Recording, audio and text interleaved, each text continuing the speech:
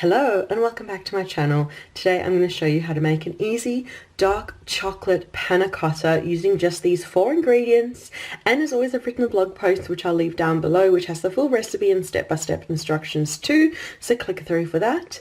And be sure to leave a like, subscribe for more videos, comment too, let me know if you give this dessert a try and what you think of it.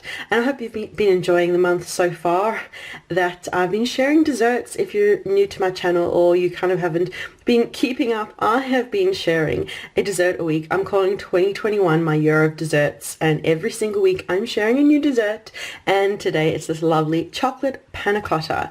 So you will need some cream. I've just got this fresh whipping cream, but you can use any cream that you like.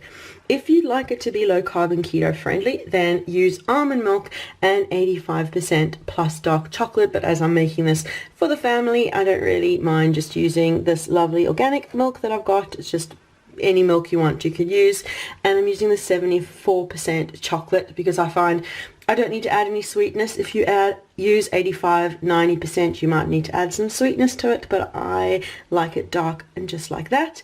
And I've got gelatin here too. Gelatin, if you want it to be vegetarian friendly, just either use agar or a vegetarian friendly gelatin, and there's loads of them on the market these days. So yep, that is the 4 ingredients that you'll need. And I like to get organized and prepped first by chopping up all the chocolate, breaking it up into little pieces, so then once we've heated up our cream and milk, we are ready to go.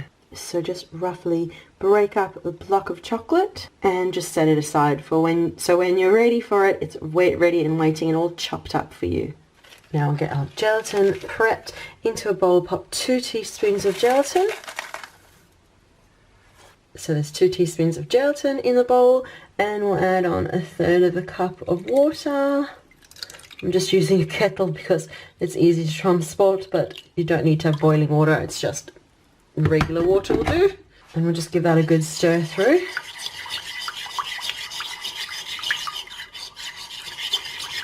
Make sure it's all kind of dissolving in there.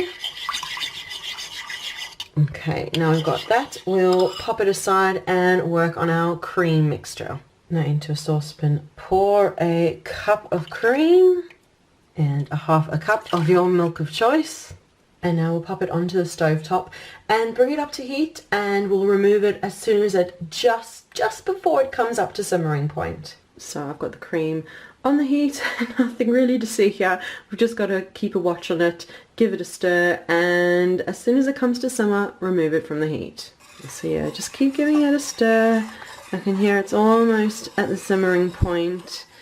You just hear it almost bubbling below the surface. When that happens, then we'll just take it off the heat. There you go, it's steaming, just about starting to simmer, so we'll take it off the heat now and mix in the chocolate. So we'll add all the chocolate in and mix it well to get it all melted. Okay, once you're happy you've got a smooth, creamy mixture, then we can mix in the gelatin. In the time we've been making the panna cotta, you can see the gelatin's kind of set into this jelly-like substance. So we'll add it all in and give it a really good whisk in. I would definitely say have a quick little taste of it now. Make sure that it's sweet enough to your liking. I love it dark, so I'm keeping it like this. But if you want it sweeter, add in now a few tablespoons or even 1/4 cup of sugar, stevia, up to you, so that while it's warm now it'll have a chance to dissolve. Okay, I'm happy with that. Now we're just going to let it cool to room temperature, and then I like to pour it into a jug and then into my serving dishes. So that's what I'm going to do next. Just allow it to kind of cool. It's still quite hot, so just get it to cool to room temperature and then we'll pour it out. So I've got these cute little jars that I'm going to pour my panna cotta out into, and yep, I've poured it into a jar just to make it easier to just pour them out.